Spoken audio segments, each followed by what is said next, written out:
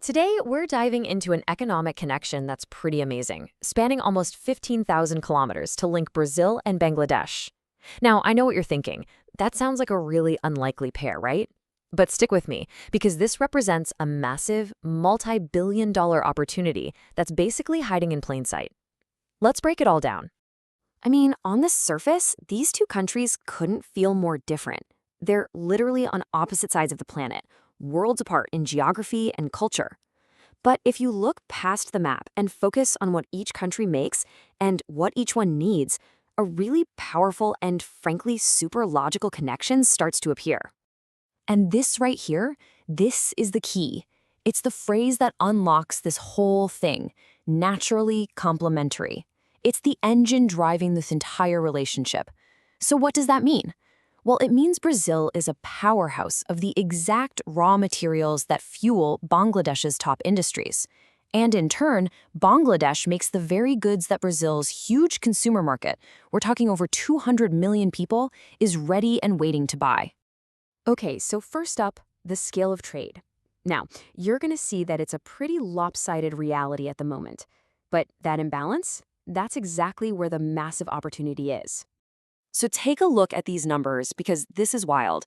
In 2025, Brazil sent over $2.7 billion worth of goods to Bangladesh. And what did Bangladesh send back? About 282 million. That is a nearly 10-to-1 gap. But here's how you need to see it. That's not a weakness. It's a multi-billion-dollar vacancy sign hanging right over the Brazilian market, just waiting for Bangladeshi exporters to fill it. So that brings us to our next section, the two-way opportunity. What does this complementary exchange we keep talking about actually look like in the real world? This right here is the whole dynamic in action. It's a perfect loop. You've got Brazil, this agricultural giant, shipping out essential raw materials like cotton and sugar. Those materials then become the absolute lifeblood of Bangladesh's manufacturing sector. They get transformed into high-value finished goods like apparel and textiles, which can then be exported right back to Brazil. It's a perfect value-creating circle. And just to give you some perspective on the scale here, in 2025 alone, Bangladesh imported almost $875 million worth of sugar from Brazil. This isn't just about candy bars and sodas. This is a strategic pillar for the country's food security and its entire food processing industry. It's absolutely crucial. And here is another number that is just as important. Over $814 million in raw cotton. This is the very fiber that fuels Bangladesh's economic engine, the ready-made garment sector, or RMG. Seriously, without this raw material coming in, that whole engine starts to slow down. And in fact, Brazil's role here has become totally indispensable. In the 2024-25 market year, it officially became the single largest supplier of cotton to Bangladesh. Think about that for a second. Nearly a quarter of all cotton imports. This shows you it's not just some casual trade deal. It is a deeply strategic partnership. And believe me, it does not stop with cotton and sugar. The relationship is incredibly broad. We're talking about everything from cereals that feed people to animal fodder and oil seeds that support the entire agricultural value chain back in Bangladesh. So let's flip the coin. If you're a business in Bangladesh, what should you be looking at? The opportunity here is just huge. Of course, you can expand the existing R&G business, but think bigger. High potential sectors like home textiles. Or what about tapping into Brazil's sustainability-conscious consumers with eco-friendly jute products? And there are these untapped niche markets in quality footwear and leather goods just waiting for someone to come in. All right, so the opportunity is crystal clear. But the big question is, how do you actually make it happen? Let's move on to the playbook, a practical pathway to get you there.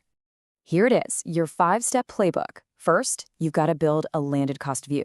That means you know every single cost, tariffs, taxes, shipping, not just the product price. Second, partner discovery. You have to find credible importers you can actually trust. Third, logistics. With this kind of distance, your planning has to be perfect. Fourth, risk management, using tools like letters of credit, so you know for sure you're going to get paid. And finally, and this is so key for Brazil, relationship building. Business there is personal. It's not just about the numbers. So yeah, that's a great roadmap. But it brings up a pretty obvious question, right? If you're a business owner in Dhaka, how on earth are you supposed to manage all of that from so far away? How do you find those trusted partners and figure out all the complexities? Well, thankfully, you don't have to do it alone, which brings us to our final section, Bridging the Distance. There's an essential guide specifically designed to help businesses close that 15,000-kilometer gap. And that guide is the Brazil-Bangladesh Chamber of Commerce and Industry, or the BBCICI. You can think of it as the central pillar of the bridge connecting these two markets, and it has one core mission: to help businesses like yours move from just being interested to actually executing a plan. And they do this in really practical, hands-on ways. They set up B2B meetings with partners they've already vetted, they organize trade delegations, they give you expert advice, but most importantly, they help you overcome the single biggest hurdle in international trade, the trust gap.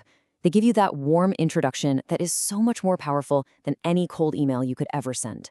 And all of this leads to maybe the most important takeaway of this whole explainer. It's this quote right here: Brazil is not a future market, it is a present market. The groundwork has been laid, the supply chains are there. This opportunity isn't something that's on the horizon, it's here, right now, today. So really, the only question left is for you. The path has been mapped out, the opportunity couldn't be clearer, and the support is in place to help you do it. So, is your business ready to build its bridge to this massive present market?